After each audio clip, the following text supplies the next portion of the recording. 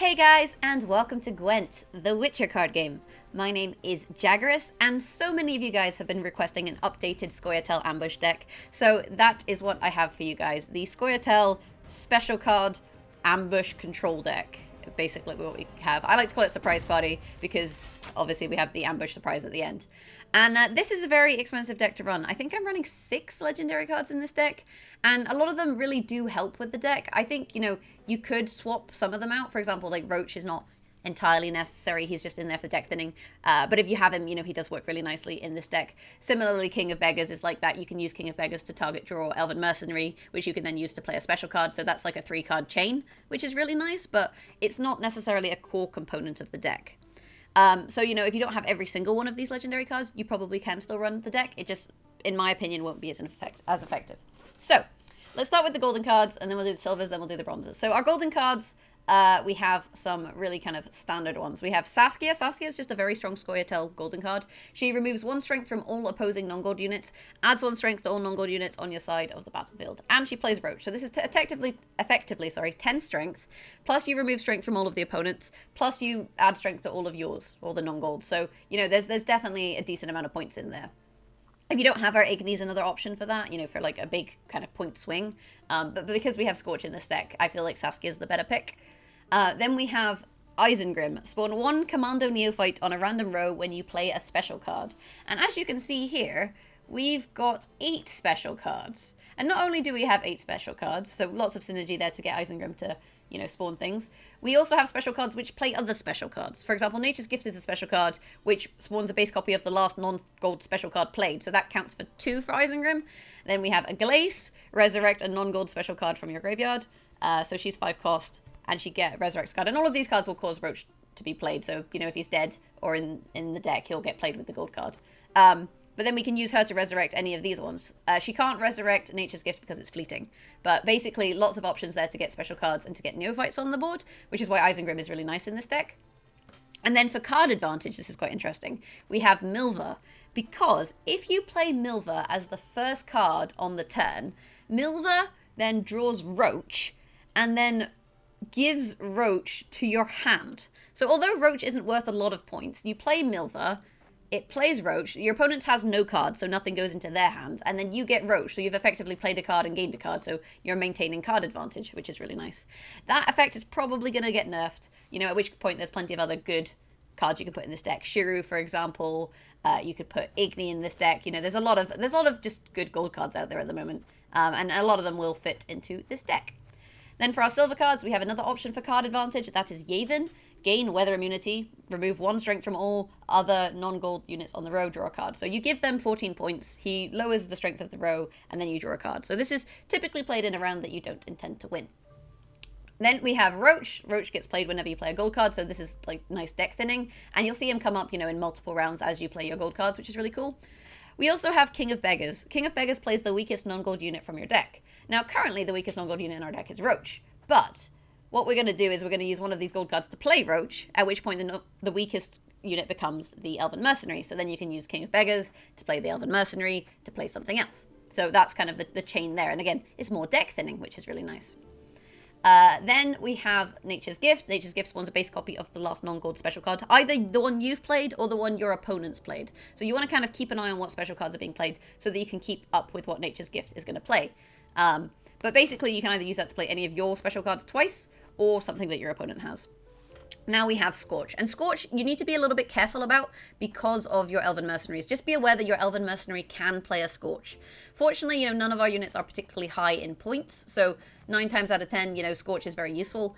And also because you can target draw it with Vrihedd, you could, you know, target draw it so as not to draw it with an Elven Mercenary, for example. But I honestly think keeping Scorch in this deck is useful, because then you could Scorch them, and if they don't play anything again, you could Nature's Gift and Scorch them again, and then you could a Glace and Scorch them again. So there's lots of options for replay of this card, which is one of the control aspects of the deck. Then we have Decoy. Decoy is a legendary card that you get for free at level 20. So make sure that you know, get Decoy. Don't craft Decoy, you'll get it for free. This is also a fleeting card, which means you can't resurrect it, I don't believe. But, you know, you can use Decoy for a number of different things in this deck. For example, you can use Decoy on King of Beggars to get another Elven Mercenary chain. You can use Decoy on a Vrihedd Dragoon, which you're going to use add 4 strength to a non-gold unit in your hand, such as these ambush sappers we have here. So you can use that to buff these guys some more, which is kind of part of the ambush strategy. You could use it to replay just kind of interesting cards. If someone, you know, maybe... I've seen my Isengrim get demoted, for example, so you can decoy it to remove the lock, I believe that works, for example. So just a useful card to have. And that's kind of it for our silver cards. Now, bronze cards. Okay, so bronze cards, we have this synergy with the Vrihedd Dragoon. They add 4 strength to a non-gold unit in your hand. Then we have these ambush units, ambush after 2 turns reveal. So you can basically spend the entire game using the Vrihedd Dragoons to buff up 1 Vrihedd Sapper. And then once you get to the final turn, not quite the final turn, but the one just before it, you play the Sapper, he's ambushed, and then right at the end of the game, he reveals and has loads of points. So that's really, really strong. We have our 3 Elven Mercenaries, which we can use to play special cards for synergies with Isengrim, and just also to control the board. And then we have 2 Don Blather Archers. I like these because, you know, it's 5 strength, so they're not, you know, super high value, which means that Scorch won't necessarily kill them, but they also remove 3 strength, so then you've got a little bit more control, which is nice. These are the ones that kind of come down to personal preference in what you want to play. You know, some people like to play Smugglers, maybe some people like to play, you know, Hawker Healers. I like to play Archers, I think they're nice. Then for our special cards, we have 1 Animated Lacerate, because I pulled this in a pack, but Lacerate, just nice against the Golden Infantry strategy that I did a deck of previously. Also really nice against Consume Monsters. It's just a nice card, and, you know, you can always replay it with some of these cards, so, you know, you get a lot of value out of it. We've got the 3 First Lights, good against weather, but also good for just thinning your deck. And because they now actually draw the rally now draws the top bronze card in your deck, this is actually really good to improve your draw on silver and gold cards, because you're basically thinning the bronze cards from the top, which means that the silver ones should basically progressively rise to the top. And we have an Alsa's Thunder, which is really nice for targeted draw. Anyway, guys, that's the deck. I'll jump into a game and I'll show you guys it in action. And if you do like this deck, don't forget to hit that thumbs up button, guys.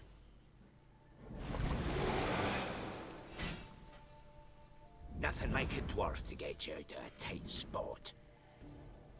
Okay, so we have a Dagon matchup. Dagon doesn't necessarily mean weather, but if you find First Lights, they're definitely worth holding on to. We got some pretty poor draw here. You know, we didn't get a single golden card, which is, well, there's one. Quite frustrating. I think what we can actually do here is we can mulligan 2 of the First Lights. I don't feel too uncomfortable with that. And also 1 of the Sappers. We didn't draw Roach, which isn't really nice. In the mulligan phase, you basically don't want to have Roach. If you can avoid keeping Roach, then avoid keeping Roach, because it's just not something that you want to have. Saying that, we only have 2 silver cards left in the deck, Roach and Decoy, which means we want to use Bruver to target draw Decoy early on, because otherwise Bruverhoog's ability is going to become useless if we draw a Roach or a Decoy, basically. So we'll open up with a Dragoon. We have a Sapper in hand, so this is when we play our Dragoons, as long as you have a Sapper in hand, because you can then start buffing that 1 Sapper, which is a nice strategy. Okay, so this is an interesting strategy. It means that he doesn't necessarily intend to play the round, but what's more interesting about this is that actually he thinned Roach for us, which is pretty nice. The thing is, if we pass here and we draw Decoy, that's going to mean that Bruverhoog is completely useless. And that's not necessarily something we want to do. But if we play another card, then, you know, that kind of makes our card advantage much more difficult in terms of the game. So I think what we'll do before we do that is we'll play our Yavin. We'll play him in this row, just in case it's weather. Weather typically has fog. And we drew Decoy. Ah, so Bruverhoog is now completely useless, which is not so fun. This doesn't typically happen. Like, this is a very unlikely situation to be in. But all in all, it's fine. And what this actually does is it kind of puts the ball in his court for, you know, what he wants to do. I think if we'd played Bruverhoog, he would have passed, whereas playing Yavin keeps him in the game, which draws out more cards, which is quite nice. We'll play our other Dragoon, and we will buff our Sapper. So we're in quite a nice situation. This does mean we're up against weather, so having these 2 First Lights is pretty nice, all things told. Because we've thinned out Roach from our deck, what we can now do is we can actually now play the King of Beggars. We'll put him here. Positioning doesn't really matter because they're very similar strength. To get an Elven Mercenary, which has actually given us a Lacerate. It was going to give us a Lacerate or a First Light, but again, this is more deck thinning, and the more deck thinning that we do, the more likely we are to find our golden cards. So that's pretty nice. He's passed. We'll pass and take the round. And what's nice is we won a round whilst also playing our Spying unit, so that was pretty cool. And he won't keep the Spying unit because the Spying unit is a Scoia'tael card. So, you know, he doesn't get his monster faction ability. On top of that, you know, we have a couple First Lights in hand, so we're in a nice position. At this stage in the game, we want our opponent to go first, because at the moment he has card advantage, so by making him go first, it helps to counteract that card advantage, which is, you know, a really nice option for us. Unfortunately, we haven't drawn Milva, so we don't have options for regaining the card advantage in future rounds.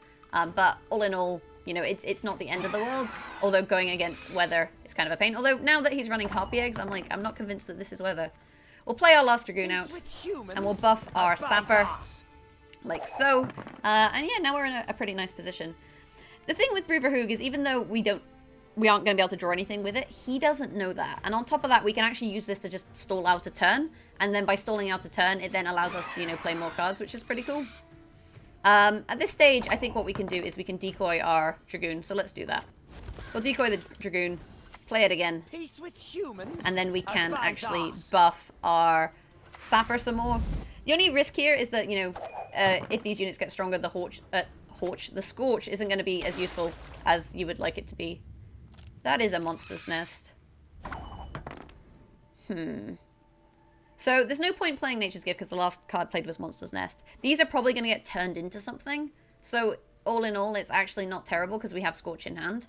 I think what I'll do for now is I'll use an Archer and just take out one of these Harpy Eggs.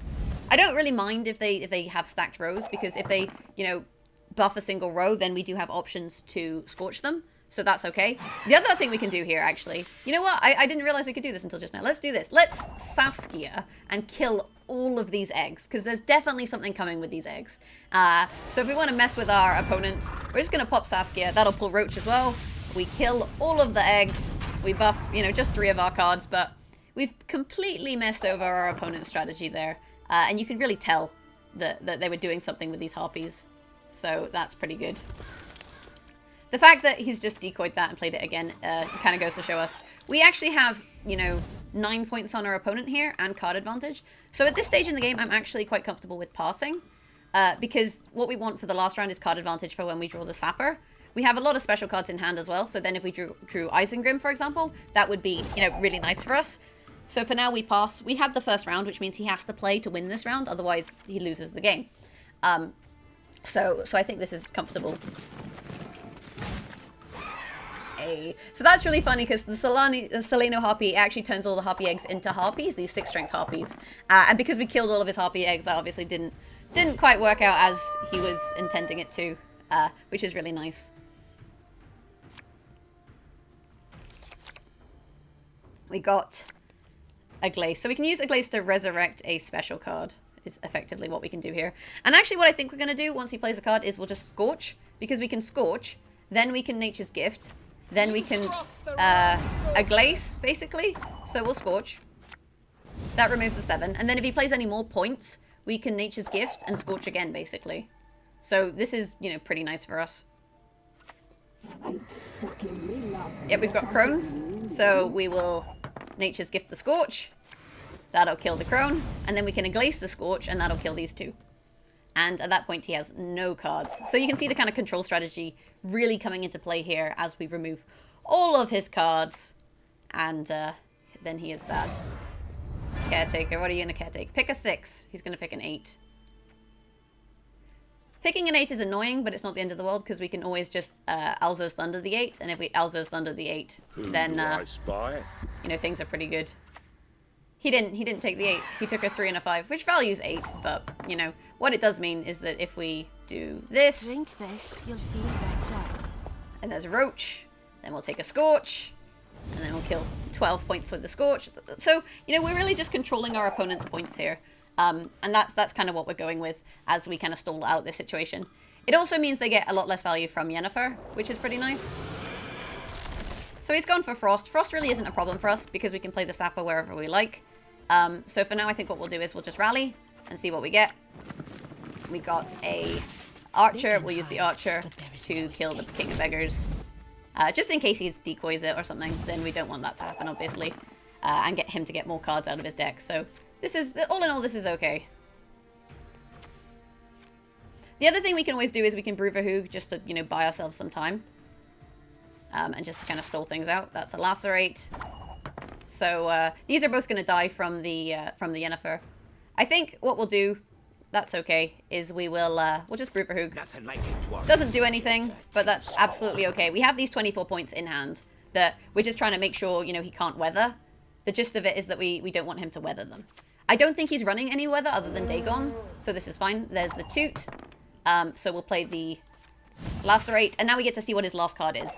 And we have Sapper and then Weather in hand. And you want to play the Sapper before you play the Weather, because obviously the ambush, after 2 turns, he's revealed. But I'm not entirely certain when that will be. At this point, we can actually use the First Light to rally.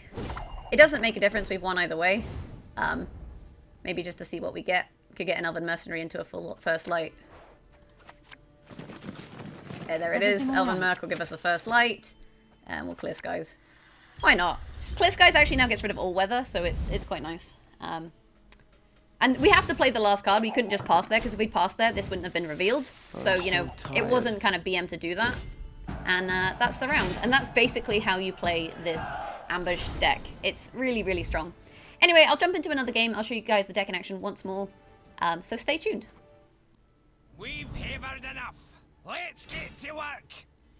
Mahakam wasn't built in a day. Okay, so we've got the Vrihedd mirror, which means our Scoia'tael ability is basically disabled. In terms of our mulligan, what have we got in here? We've got a Sapper, so that's good. We've got a Dragoon. We've got Scorch, which is always nice. We'll get rid of First Light. And we got an Elven Mercenary. This isn't necessarily a deck that we need a Lacerate against, so we can actually mulligan that as well. We got another Sapper. We only need 1 Sapper, so we'll mulligan this. And what did we get? I think an Elven Merc? I don't know. I wasn't paying that much attention. Probably something better. Okay, we're first. So I like to open with our Vrihedd Dragoon and just start buffing the Sapper that we have in hand. So let's do that. Onward, Vrihedd! Where's our Sapper? There it is. Now the thing is, we've got 2 gold cards. We've got a Glace and we've got Saskia, but neither of these are useful until either a lot of cards have been played or something's in the graveyard. So we can't use these to target draw Roach at the moment, which means we also can't play King of Beggars. We still have our Vrihedd ability. We can use that to get Decoy, Yavin, or Nature's Gift. So we can maybe think about using that this turn if we want to try and find some of these cards. Basically, it is an option for us. Yavin is a nice one. We can always target draw him, but Yavin is, you know, nicer to play on the next round. Really, like it's kind of usually better to kind of let him do his thing. I think for deck thinning, we can just play the Elven Mercenary. Everything all right? We got a First Light into a Rally, into an Elven Mercenary, into a First Light, into a Rally, into a Dragoon. Slaughter them to a man. Not too bad, not too bad. I mean, playing so many special cards without Isengrim is, you know, they're not as useful as when Isengrim is out, but ultimately, you know, that's fine. Dance of death. Commando, I guess she's bouncing him. And she possibly has the card that every time you play a Commando Neophyte, they get buffed. We have Ailerin, play immediately from your deck whenever there are 5 or more elves revealed. There's loads of elves here. This is actually not a bad hand for us, all things told. We can definitely play Saskia this round and get value out of her. I think we're just going to go with the Elven Merc. Storm is coming. We got a Lacerate. We'll do that for 9, and you know, that's alright. We got 13 value out of our Mercenary, and now we have card, well, point advantage, sorry, which is good. Dance of death! Ha! Ha! Ultimately, though, I think this is okay. Like, we can always Saskia and, you know, try and deal with this a little bit. I think what we'll do is we'll play our Archer first. I never miss. We'll kill Ailerin. It doesn't really matter what we kill there between those two. Because there's not really Resurrects in Scoia'tael, so it's okay. But actually, what I should have done is hit something else so that then Saskia had more value. That was a little bit of a misplay. So we'll get our Saskia out now, which will also thin out Roach. So then we get our Roach, which now means King of Beggars is useful. He will draw a 5 strength card, so he'll either draw a Dragoon or a Archer, because we've thinned out all of our Elven Mercenaries.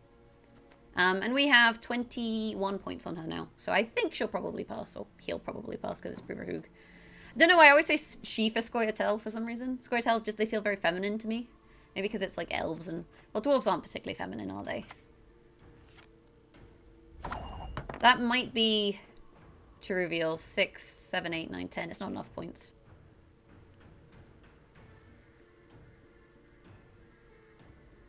So whether we keep deck thinning. I think we just keep deck thinning. The semblance of power don't interest me. can play this. We can buff this. And then potentially we target draw decoy. I'm just a little bit nervous. Maybe they just wanted more cards out of me. That would make sense too. I was Kieran. Okay. Why are you running Kieran? I guess for card advantage, but it's 1 strength. We are at card disadvantage, which is a little bit worrying. Though, you know, Scoia'tael doesn't typically run weather, which is the biggest counter to sappers. So this is okay. So we're going first. And this is where Milva comes into play, because we play Milva. Don't you fret about me. I take care of myself. Milva plays Roach, we draw Roach, and then we're now at equal numbers of points, but we gained a card. And then what we can actually do is we can target draw Yavin. So let's do that. Nothing like a dwarf to get you out of a So we'll tight grab Yavin. spot. We'll play him here. We were not the ones to start this war. And we draw a card, they get 14 points. But the thing is, they can't pass because we're ahead, right? So he can't afford to pass, because as soon as he passes, we'll just play enough cards to win the round, right? Tricks will not save you, dwarf. So at this point, we're actually just kind of thinning his deck a little bit. Which means that when we get to the point where we play the Sapper, you know, we're in an okay place. So should we continue thinning his deck? I think we do. I think we play Roach, because this basically forces him to play more cards.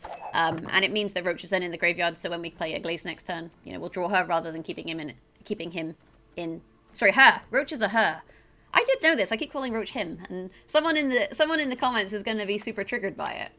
It turns out Roach is a girly horse. Have strength, my love. Yeah, kill Roach. So yeah, we're actually pretty okay to just keep drawing cards out here. The other thing we can do is we can use the First Light to thin our deck and take the Sapper out, which means we'll draw Isengrim, Nature's Gift, or Decoy. So let's just do that. We'll pop him down. And yeah, we're just, like I say, we're just trying to get cards out of my opponent here. The more cards my opponent plays this round, you know, the fewer they have to earn points on the subsequent round. So, you know, that's quite nice. And the thing is, he can't pass, because as soon as he passes, we'll just win. I was hoping. So that's kind of why this is quite interesting. We'll play this one. They can hide. I'm holding on to special cards in case I draw Isengrim, really. Going into the next turn, like, drawing Isengrim is like a nice option. But yeah, he can't afford to pass. Have strength, my love. Into Cleaver. Snitches get stitches. Oh, this is fantastic. We thinned our deck really nicely. And we've forced him to play a lot of his cards. So now we can pass. Now I don't want to play anything else. I don't really know what his hidden guard is. Probably Shiru or Ida, I would say. It was Kieran again. Of course it's Kieran again. Well, it is what it is. I knew he had Kieran. I didn't even consider Kieran. Like, I don't know why this person is running Kieran though. Decoy. Decoy is completely useless here. In all honesty. That is not what we wanted to draw. Nature's Gift or Isengrim, and we drew the one card that's got no use. Because we can't rally with the Glace is the thing. Like, there's nothing to rally. So a Glace, then we have to use her for, say, a Lacerate or a Alzur's Thunder. Nothing like a dwarf to get you out of a tight spot. It's got nothing. So we're just gonna... I think we just decoy nothing for now. It's kind of a waste, but, you know, that sometimes happens if you thin your decks to this level. We will play this one. What is this ambush card? Let's get this over with. Maybe to reveal.